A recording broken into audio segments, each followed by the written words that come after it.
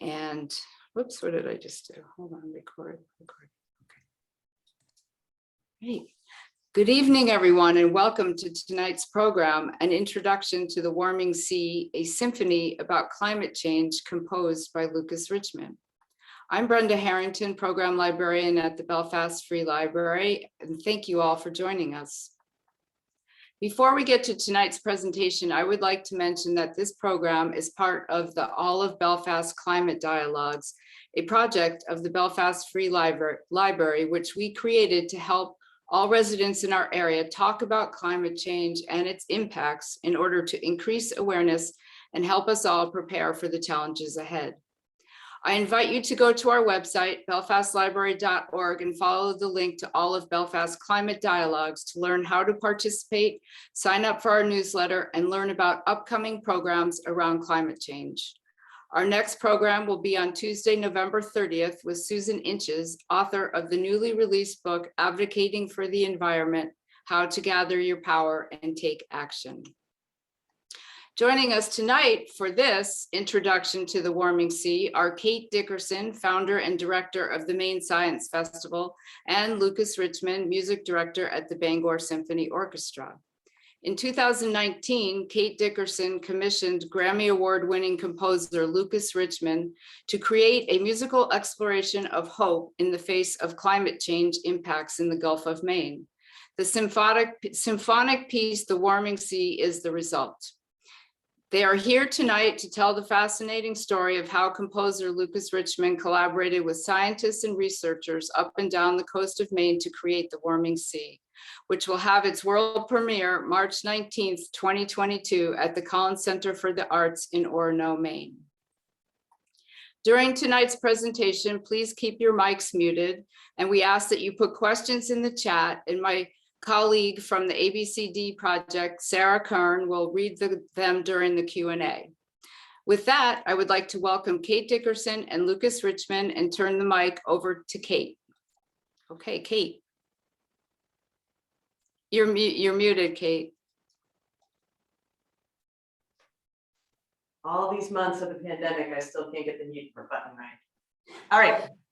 Thanks for having us, first of all. I'm really grateful.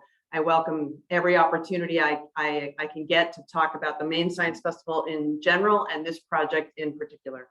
So I'm going to do a really quick background because the most important part of the evening, as far as I'm concerned, is hearing from Lucas and his journey and how he made this happen. But I want to give a quick background on how we got to Lucas and then this evening right now. So the Maine Science Festival was launched in 2015 after 3 years of planning. And it has grown in the 5 years before the pandemic. We grew from 2.5 days of a festival to 5 days of with events, 70+ events for all ages, workshops, hands-on activities, forums, art exhibits, film screenings, any way that we can get to focus science in Maine with a spotlight, we try to do it. And in the midst of all of this, we have always had arts organizations as a key partner to the Science Festival. One of the reasons is because we're both, exploring and trying to get creativity. I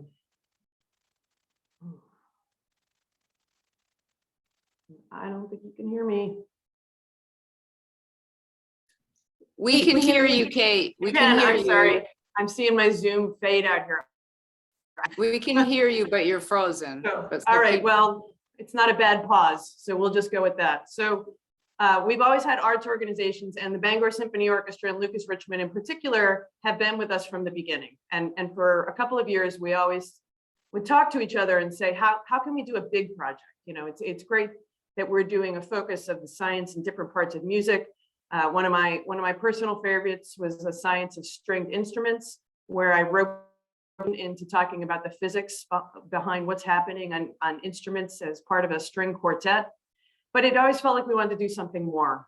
And then in 2015, and shortly thereafter, became pretty clear that climate change had drastically impacted the Gulf of Maine. And it has been quoted by many as warming faster than 99% of the world's oceans.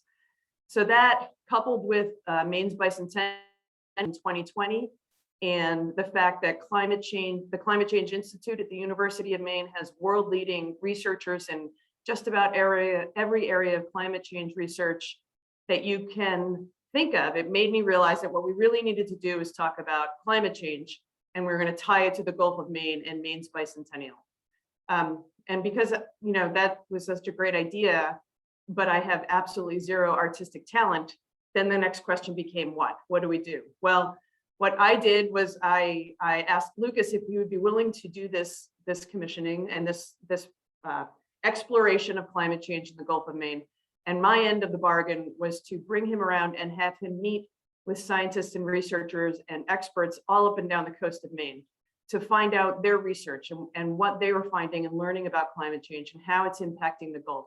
And that includes everything from the waters of the Gulf of Maine to the aquatic creatures, large and small, micro and macroscopic, all the way into how towns are dealing with it and how things like salt marshes help us mitigate in some ways the impact of climate change. So after 2.5 to 3 month intensive master's degree level coursework, Lucas graduated to the point where he could present to middle school students about climate change and about this project and really engage in the writing of this piece. And that is where I'm going to pass it off to Lucas and let him take over. Thank you, Kate. And thank you to the library for having us this evening. Really, really happy to talk to everyone. In writing a new work, the blank page is a daunting element. How do you begin writing anything on a creative level? When Kate asked me to collaborate with her on this particular piece, I didn't know a lot. I only knew what I had heard in the news, and it wasn't enough, certainly, to inform what I was going to write. So absolutely having the chance to meet with scientists up and down the Eastern Seaboard to find out what their specialties are, what's going on with the ocean, with climate change, and how it's affecting our state and the Gulf of Maine. It has been an extraordinary journey. Then the difficulty, of course, is how do you turn this into a creative piece, a work of art of sorts? At first, I had this thought, well, the data itself might be scary enough to just have a choir intone the numbers in such a way that just frightens everybody. But it really, what moves us to do things is when we're able to get to the emotional core of a piece of a subject. And I found that emotional core when I was talking to the kids. We had several meetings, as Kate mentioned, with middle school classes. And I would talk about, I'm writing this piece, we're calling it The Warming Sea. It's going to have these elements in it. But can you tell me about your experience with what you perceive climate change to be? And then I also asked each class, what would the final message, what would you like the final message to be when the piece is over? What do you want to feel? And by and large, invariably, the one most active word was hope. They wanted this piece to be hopeful. And indeed, there absolutely is hope if we do something. Now, one of the things that the discussions I've had with Kate along the way is the fact that scientists are really great at doing what they do, but they're not good about getting the message out as to what it is that they do and why it's important. For instance, I'm going to ask you all a question, and you can use your reactions to answer my question. So just taking a straw poll, how many of you think that the ozone layer, we heard about the ozone layer for decades ago, is the state of the ozone layer in good shape? And you can like raise your hand or, do a kind of thing like this, or, And how many of you believe that the ozone layer is in bad shape? Okay.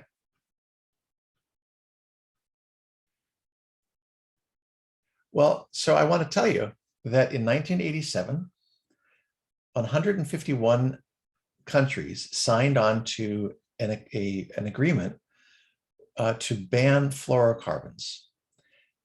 And with that, the ozone layer has recovered. It's now at 75% healed.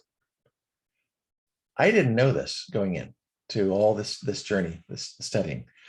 And I thought, I'm a reasonably educated person. I'm aware of a lot of things, but I don't know this. And this is a good news story. This is something where all these countries came together and did something.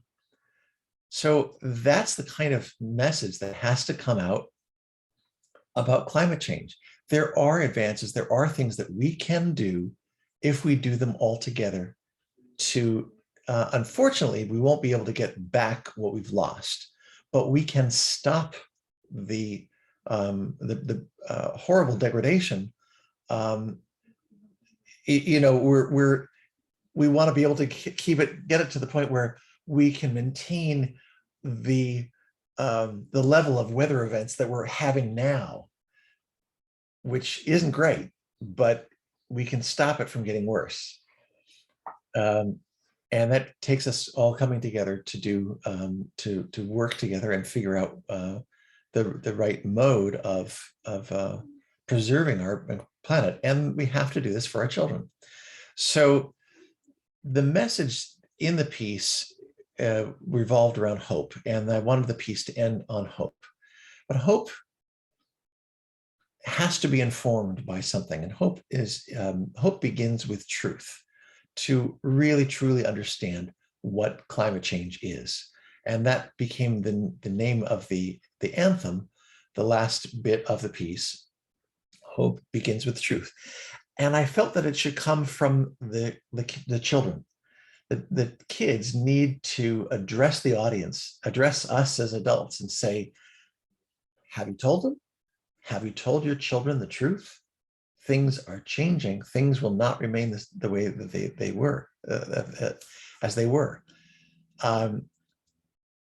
And that kind of compelling, like, hey, folks, this is our future you're talking about. Can you do something? I thought would be the most powerful way with which to end the piece. I will play you a little bit of the anthem. When we originally were supposed to perform this in March of 2020, and with the pandemic, it was one of the first things that was canceled, unfortunately, postponed. But we were able to record the last 4 minutes or so of the piece with members of the Bangor Symphony, recording in their homes, the instrumental tracks, and we had voices for a women's chorus and children's chorus from all over the country, emailing in their video and audio so we could put together this video. I'm going to put in the chat right now the link so you can watch this all on your own, but I will actually, let me go to the proper video, and just 1 second. And sorry.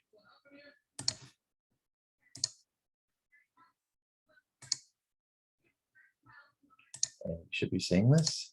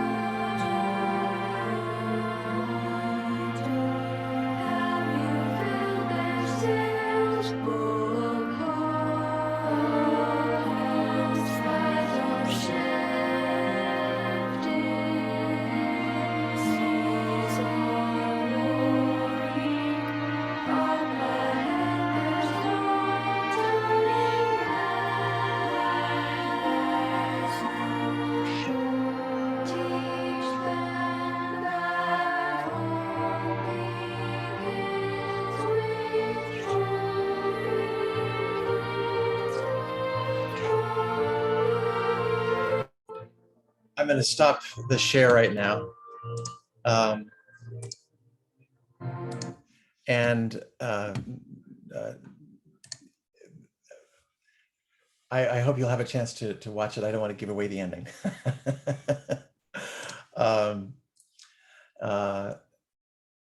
But it was, I was very moved that all these people came together to record that portion of the piece. And that melodic idea, have you told them, that came from, actually, I'm gonna open up another. You should be seeing this here, yes? Here are song. Okay, so have you told them? Have you told your children the truth? They need to know. Things are changing. They must know that things will not remain as they were once long ago. Do you wonder? Have you filled their sails full of hope? Hope helps them soar. Tides are shifting, seas are warming. Up ahead, there's no turning back when there's no shore. Teach them that hope begins with truth. Hope begins with truth. And then the women's chorus joins with hope begins with truth. Now, this element I will find in the music. I'll come back to that passage. Okay, so the way that I write my music is I often assign, as I mentioned earlier, to create something out of nothing is very difficult and it's very daunting. So I have for years utilized the idea of assigning pitches to letters in a word. So in the case of truth, hope begins with truth, and you see hope begins with truth. The H is joins there. So T-R-U-T-H. Have you told your children? Have you told them? Those four notes become the basis for the entire piece. And so in the beginning of the work, you hear that, you don't know what it means, and then it takes on meaning by the time you get to this point where the children are singing.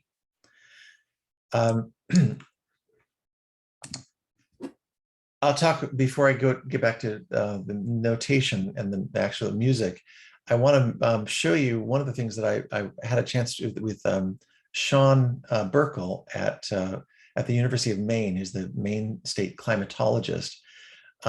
He was very gracious in spending time with me and showed me, I was writing this piece also for the Maine bicentennial, so with 200 years, and he was able to put together for me 200 years of temperatures in the Gulf of Maine. And this should be the one. Are you seeing this? So you see the year 1820. So here, all the way through, I had it through 2019 because when I wrote the piece, the full year of 2020 hadn't come out yet, but it's 200 years. And these are the temperatures in Fahrenheit.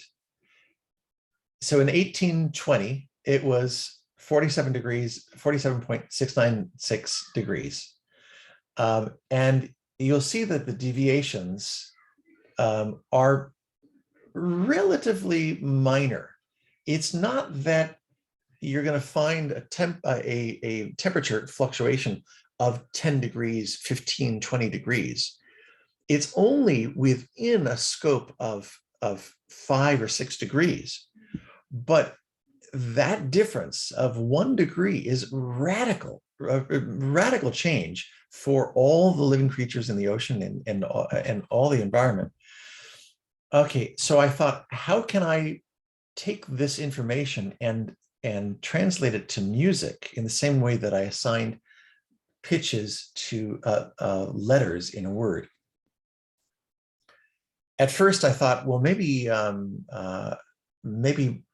for instance, when when water boils, is it at a certain pitch? Can we go from there? And I wasn't able to get any sort of real linking between the speed of water and the temperature of water, the speed of the molecules, and pitch.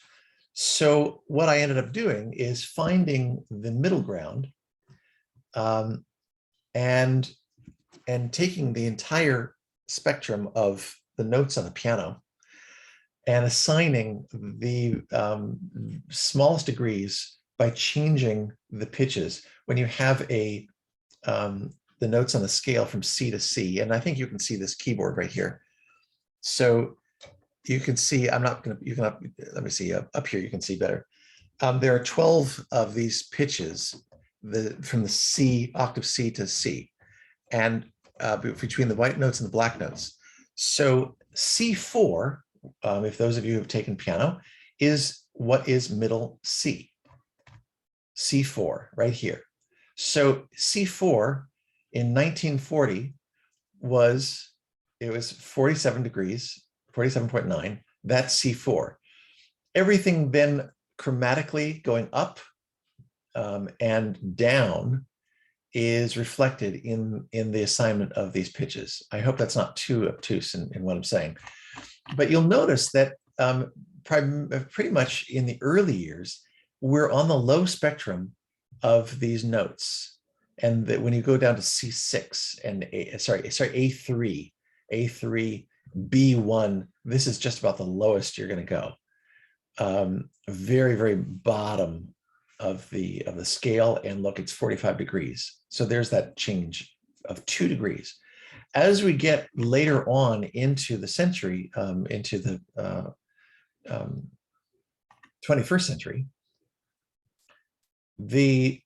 you see we're in much higher octaves because the temperature, look how this is now 49 degrees, 50 degrees, 52 degrees. This is the highest note. All right, so what did I do? I took all of those pitches, and there's a portion of the piece that's 200 years, and each of those bars reflect one of the years in the Maine bicentennial, the 200 years. So the pitch of that year is found in each of those 200 bars.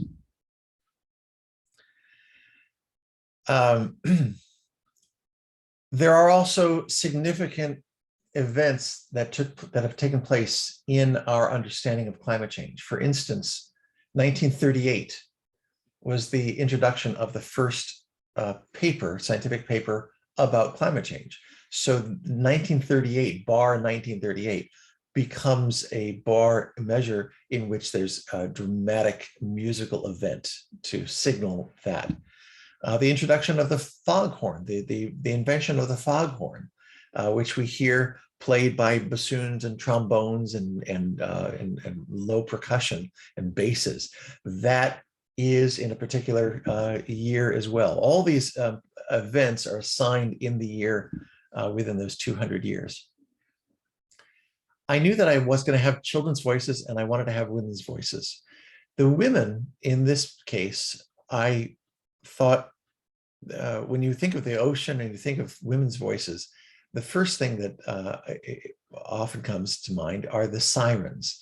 And in Greek mythology, the story of the sirens, actually, I think it's in the Odyssey, the sirens that lure the sailors to their deaths by their beautiful song. They lure them to the rocks and they crash their boats. So the women I've cast as sirens, but in this case, they are not traditional sirens. They are climate change deniers. And if we listen to their song, we die. So with that idea, I wrote a poem that the sirens sing. Hear our song and follow. Come join us on the shore. where hope is dashed upon the rocks and truth is nevermore. Let yourself be carried by waves of false beliefs, as skeletons of scientists are buried under reefs. Deeply breathe our perfume of ignorance and lies. Taste with us the ashes of knowledge as it dies. Oh well, stay the course of ease with concern of only now. Tomorrow's generations need not weigh upon your brow. And now, it being a Greek legend, I had a friend translate it to Greek, and then we did a transliteration.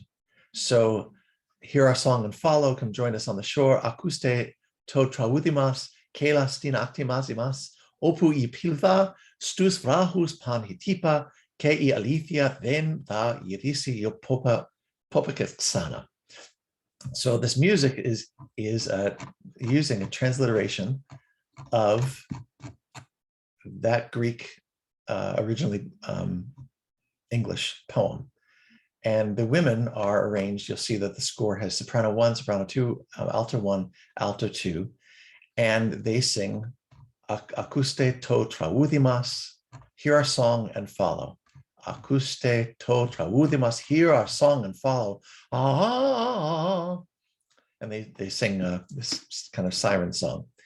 You're seeing a lot of notes in here, this kind of stuff. That comes from have you told them? So buried in this mass of all these notes, this repetitive ostinato comes from the children's song. Have you told them? Have you told your children the truth? That's how these elements come together. And you can see the foghorn. This is the foghorn right here, these notes. And that's in year 1863 that the foghorn was invented and introduced. Let me see if I can find the music for.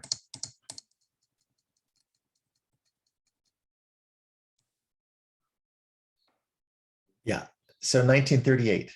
So the women are singing long, and then 1938 happens, and this is the introduction of the first paper on climate change.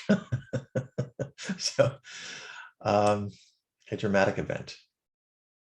And basically it's putting all these elements, the opening is a lot of environmental sounds with seagulls and or instruments imitating seagulls, and you have the crashing of the waves and all kinds of natural elements making their way into the sound palette as we find our way in the warming sea. So that's pretty much an overall overview of how the piece is. It's about a 20-minute work, and we will have the opportunity to do a talk back after the piece, the presentation. It's going to be on March 18th, 19th. Kate's back on. Sorry, yeah, I'm back on. Honest to God, the technology problems.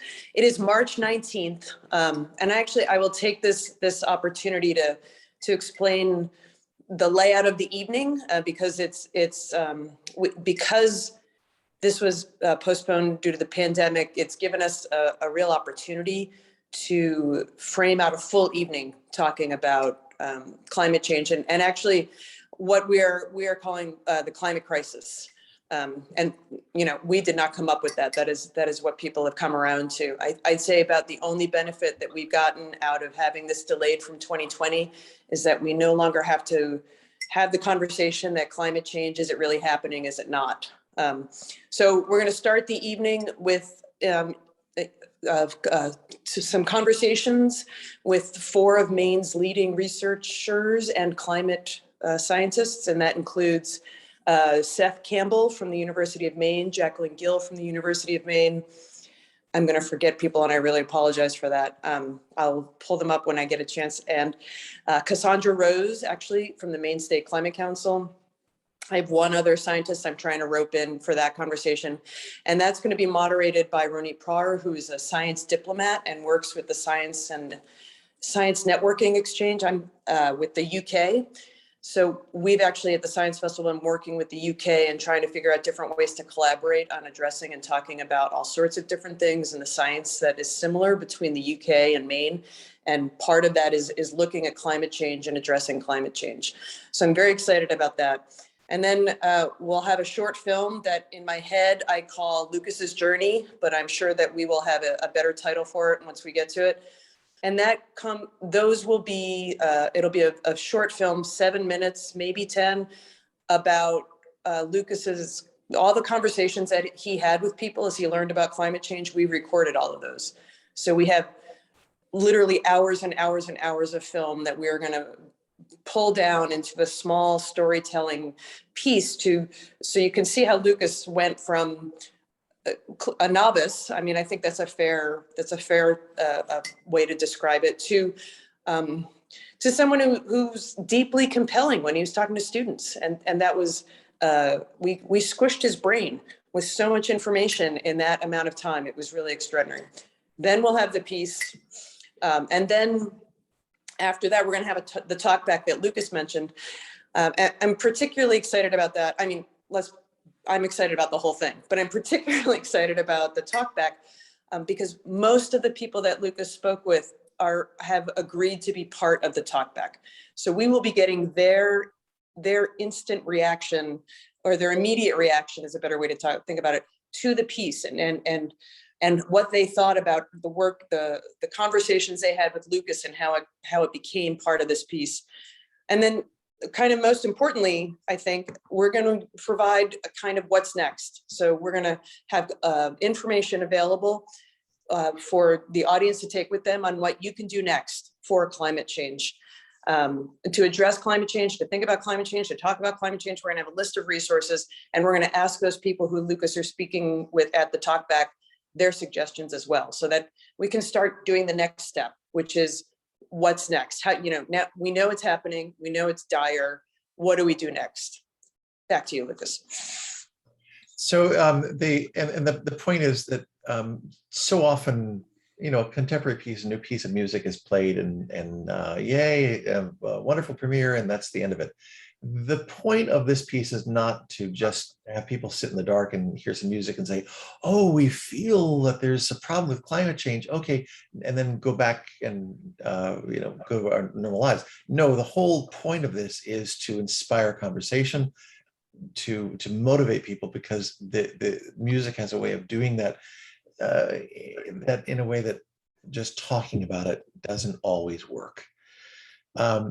It was fascinating to meet the different scientists speak on many levels, but one of the things that I came away with is that they all had their own specialty, and they all thought that what they were doing was most important. If it's educating people about nitrogen, the problem with nitrogen in the ocean, or creating seaweed farms, or the salt marshes, whatever it was. But the fact is that they all work together. As a question, did I start writing while I was in discussion with scientists and students, or did it come after? For me, the way that I work is there's a long gestation period, and then it kind of builds up. It's like I'm thinking, and then boom, within a few weeks, that's when all the writing is done. I'm not necessarily writing while I'm doing the research or doing the thought process. I might think about a piece for 6 months or a year without writing a note. But when I finally put pen to paper, I know exactly what it's going to be and where it's going to go. And because the stuff that a lot of writing for me, I do a lot of editing in my head before anything goes down to the paper. So in fact, I probably have written a lot of it, but I mean, in the process, the piece is completed now, but when I'm writing a piece, I might have written a lot of it in my head or done a lot of editing in the way. Lucas, there's actually a question that came in. You can't see it, so I'm going to interrupt. It's really about, as an artist, I'm fascinated with how you looked at the science and pulled art from it. Because I think as someone who's more of a scientist, I'm used to looking at the natural world and seeing science or seeing math in it, like the curve of a nautilus shell. And I'm so curious about how Which is the Fibonacci sequence. Yes, it is. Which composers and artists have throughout history incorporated into their art, and it is such, you know, one of the most miraculous weaving together of science and art, you know, in the natural way. So sorry. Yeah, so that's where I'm going with this question. You had a couple, you have got a couple ringers in the audience, I have to admit. So this is coming from a physical oceanographer, but curious about how you chose to translate those temperature data into music. Different temperatures of water in a glass actually sound different. If you close your eyes and do that trick with the wine glass with warm water versus cold water, they sound different. So you could have taken a very literal scientific approach to translating that data stream into your music. How do you as an artist choose where to be literal and where to be a little bit looser? Can you talk about that? Yeah, thank you for the question. I really did ask quite a number of people if we could identify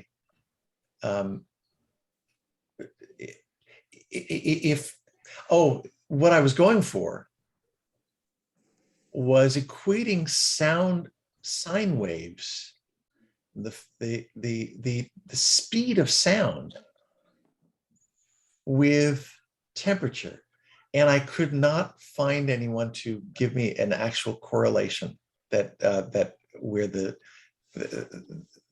you know, even one temperature where there was an actual correlation between the two. You know, when you do this, it's based on how much water, the volume of water that's in the glass. It's, you know, even if the temperature might fluctuate, but it also, that's a variable that it's not part, it's like how much water is in the ocean. I mean, I'm not, so I did at one point have to, I had to make a decision. What is the middle temperature and the middle of the keyboard, and then just assign these pitches this way. And that was the way that I was able to make it happen.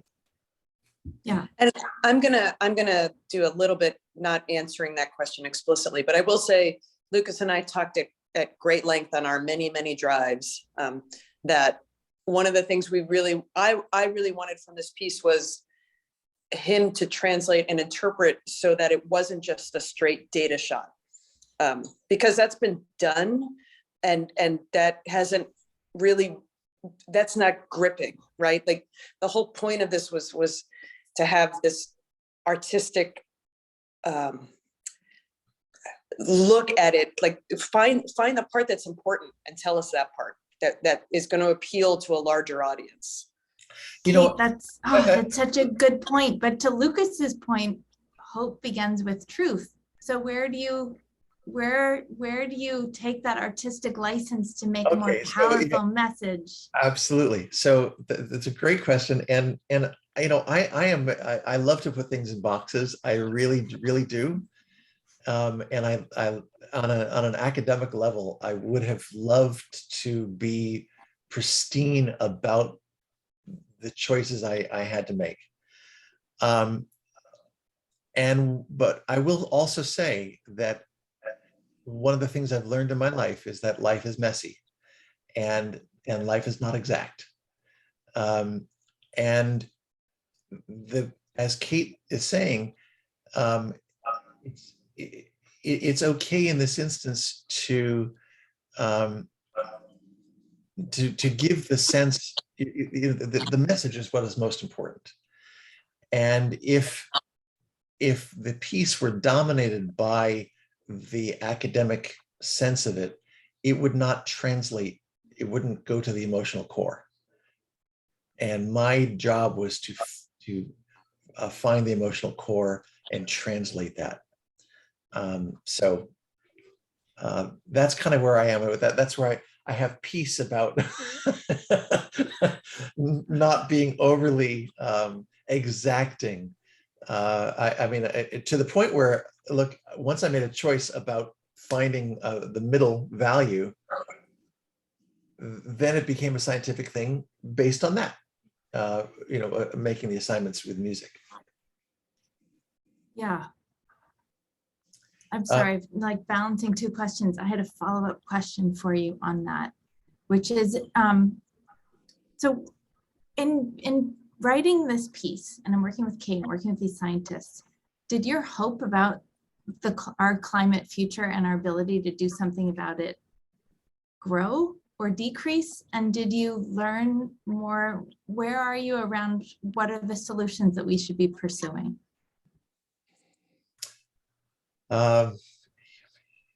Depends on which day you catch me on. Okay, that's an honest answer. Because knowing more, when you know more, it's pretty scary, and we're in a bad way.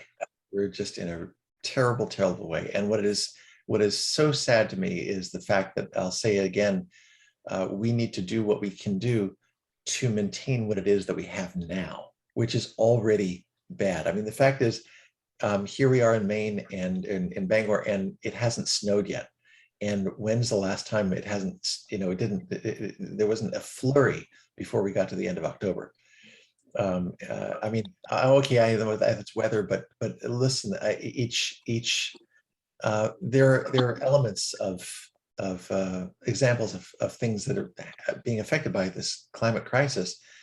And I'm optimistic that now people are becoming more aware. That gives me hope. And that people are in charge that can make the right decisions. People are doing something and taking heed. What is decimating to my emotional state is when I hear people deny it or put things in way, take regulations away, like, arbitrarily. Like, why are we deregulating things when we need to have those regulations in place? So it's a mixed bag, honestly, Sarah. Yeah. So there was a question from Annette who asked, I built hope into the piece. Did I build solutions? And thank you for the question. There's only so much that you can do in 20 minutes of music. And the theme at the end is about hope. It's not, I am not the scientist, I'm not the politician. I can help the message get out, but I am not the problem solver, not in this case. Yeah. There's another question about your process. Did you talk to or consider talking with Indigenous people as you were trying to understand the change in climate and consider their perspective in this? To be honest, we did not have a chance to, Kate, am I correct? We could not get it lined up. We absolutely considered it. We had such a time crunch, we could just never get it lined up where we could match that. I think we definitely had it on our radar to do so.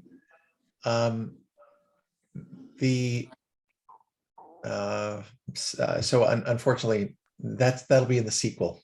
That's the warmest sea. We weren't unaware of it. We just, it was just untenable with our schedule, and trying to get the right people. Yeah, I mean, of course, it would have been a beautiful thing to be able to incorporate, and had we been able to, I might have done a very different setting of text as well. So it was definitely on our radar, and it just didn't pan out to be able to do, unfortunately. And you can only do so much in 20 minutes. So now you do have a follow-on to do. Right. So more broadly speaking, we are in a bit of a climate crisis. COP26 is happening as we speak. I haven't seen much great news coming out of it yet. What is the role of art, and how do we empower art to help us shift the tide? Do you have thoughts and ideas on that?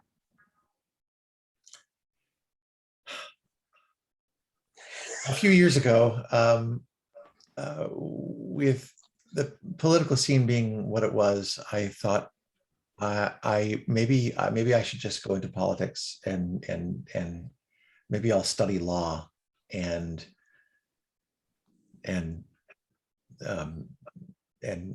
run for something, because maybe I can make a change that way. And I have regularly talked myself down from that, because I realized that I've been doing what I've been doing for 40 years, for some odd years. And my podium, my platform is something that is the most true and honest to me. I can only be myself, and when I feel passionate about something, I will make a statement, and I am doing it, for instance, in this case, through my music. The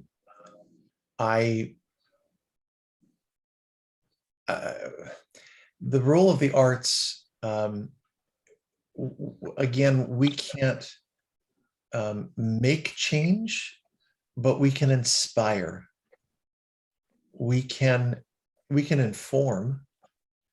For instance, I'm writing a new work about homelessness, a violin concerto for a dear friend of mine, which is called Paths to Dignity.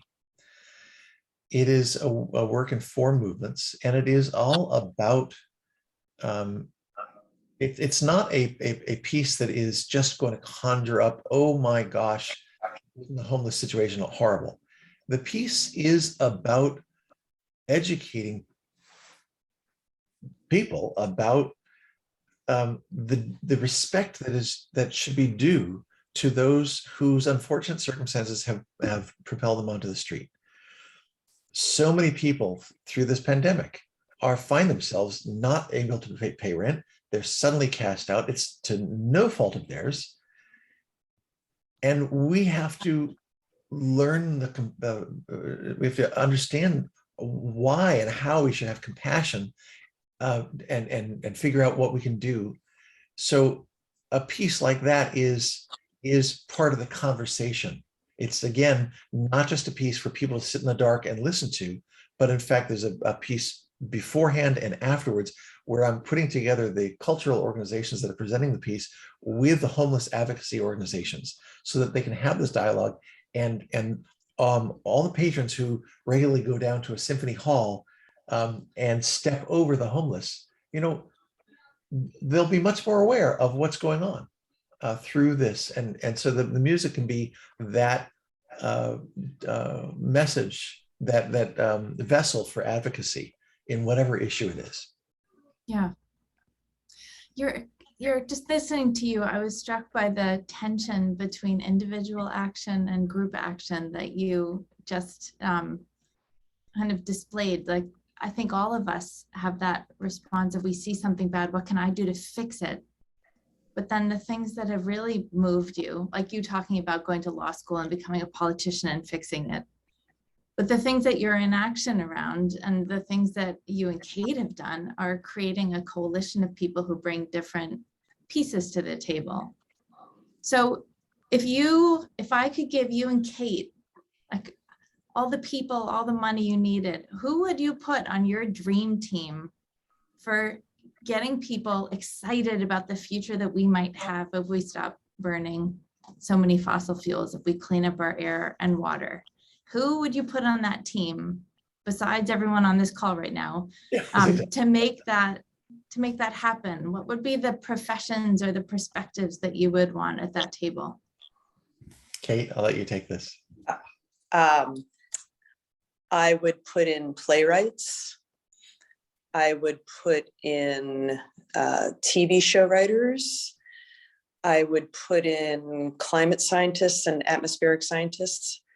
I would put in engineers who spend their time studying how nature works and in what's called, kind of the study of biomimicry. So we can capitalize on the millions and millions of years of evolution and what the animals and the world and plants around us can teach us, so we can figure that out. That off the top of my head, that's who it would be. No one famous. People who know how to get stuff done. I think that's who needs to be at the table. I'm going to put the link for something in the chat, and actually, let me do it differently. I'm just going to write it in. Sorry. I suggest that if you haven't seen this documentary. Yes, they would be at the table. You're right. I know what you're going to say. They would. Yeah. I would strongly suggest watching this documentary. The Biggest Little Farm encapsulates everything that we should be doing. And basically the message is, let Mother Nature take care of herself. Let Mother Nature restore. Follow the guide of Mother Nature. And what does Mother Nature do? When you have a farm and you're only farming corn, you're not balancing. There's no balance.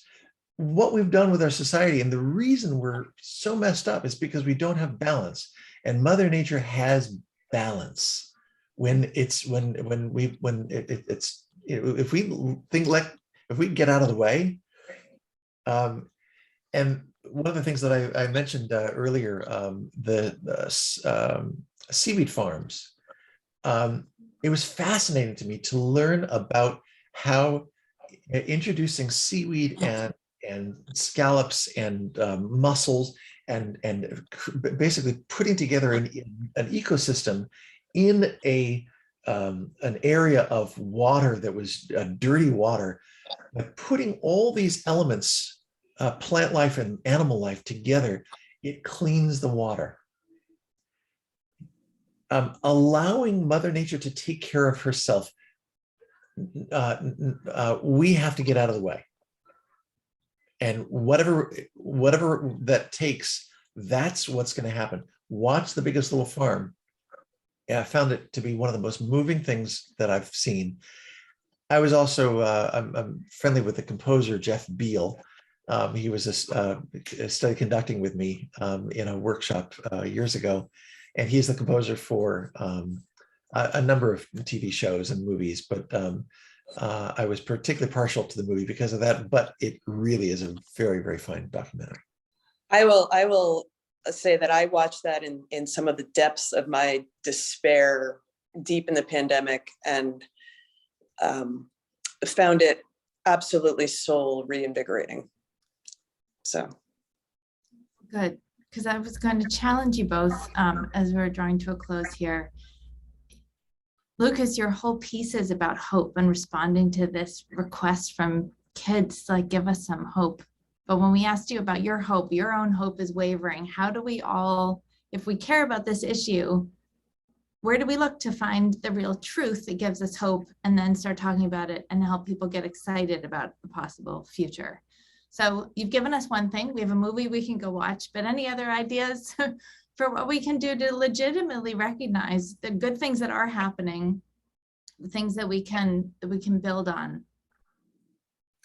I would say that If we're ignoring it, we're not doing anything. I quite agree. So if we're just going along doing our same old, then we're part of the problem. So if we haven't made an investment of some sort in starting, even starting a conversation, even aspiring to get solar panels on your roof, or whatever it is that you need to do, be a part of the solution, not just a something blocking the solution. I also we must remember to mention that we're going to have incredible graphics by Chuck Carter as part of the piece. Chuck, as you know, is he's an incredible graphic artist, worked on numerous video games, and he is also for several years he's been working with National Geographic and NASA on creating the realizations of scientific studies and papers and that sort of thing. So Chuck Carter is going to be doing some renderings of the sounds and that sort of thing as for the piece as it progresses. So that'll be projected as the piece goes, and I didn't want to forget to mention that. Wow, that'll be And exciting. I will add my 2 cents. I think the single most important thing we can do is talk about it. The second most important thing we can do is make our decisions about policy and who's leading us. So vote on climate, whether it's your city council or whether it's president, vote on climate. And then also, I think it's really important to remember that little tiny things add up, right? Little things like stop eating meat once a week. And I think, this is a constant argument I have with my son. One little thing isn't going to matter. No, you're right. One little thing isn't going to matter. But 300 million people doing one little thing, that is a whole lot. So figure out the little thing that you can do and then say, oh, well, that wasn't so bad. Figure out the next little thing you can do and figure out the next little thing you can do. And they add up. I have a good friend and a colleague who we're talking at each other about this stuff because we're working on this project. And I finally said to her, like, the leaders will follow. We need to set the tone and set the lead, and the leaders will follow. And that is how I'm approaching this. Excellent. And there's been a wonderful chorus in the chat of people saying, get involved in other people. And congratulations to the little city of Belfast, Maine, which has a climate crisis committee. And every town, every city should have those. And it is really invigorating or affirming or something. It just feels good to be with other people in this conversation together and thinking about what we can do together and not feeling alone. So excellent points. And of course, that's what I'll say, there will always be those people who say, Kate, what are you talking about? Eating meat, methane, but rather than it being a conversation that is butting heads, it's an opportunity for a civilized discussion and an understanding. And that's what we have to have, the respect for everyone to be able to have the conversations. Because if we're not listening, we're not growing, we're not changing, we're not fixing. Yeah, it may not have been fair to use my son because we just butt heads sometimes. I'll have to find another example. He would agree to that. I'm not throwing him under the bus. He would totally agree with me on that. Yeah, and we all need to be in this conversation because we're not going to fix it with half the population in action and in conversation and the other half not. And that is actually the root of the All Belfast Climate Dialogues project, which is what has brought you this event today. Brenda and I are working in Belfast, experimenting with ways that we can support people and getting into conversation with each other and involve more people in the conversation. And if you have a story about what you're seeing around climate change or something you're excited about, something you're worried about, a priority that you hope the city of Belfast, that region connects with, go on our website and you can find it from the Belfast website or the Belfast Free Library website. It's all of Belfast Climate Dialogues and contribute your story to our collection. Brenda, over to you. All right, thank you, Sarah. Thank you for managing the Q&A so well. And thank you to Lucas and Kate. And Lucas, that was just so fascinating. I can't wait to come and watch this symphony live on March 19th.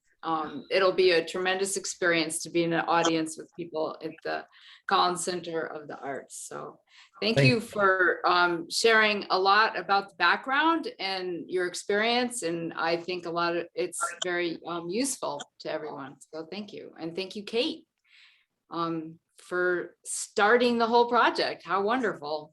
It's my pleasure. So with that, I think we can end tonight. And thank you all for coming, and have a good evening, everyone. Thank you. And thanks to all my friends in the audience who came. Much appreciated.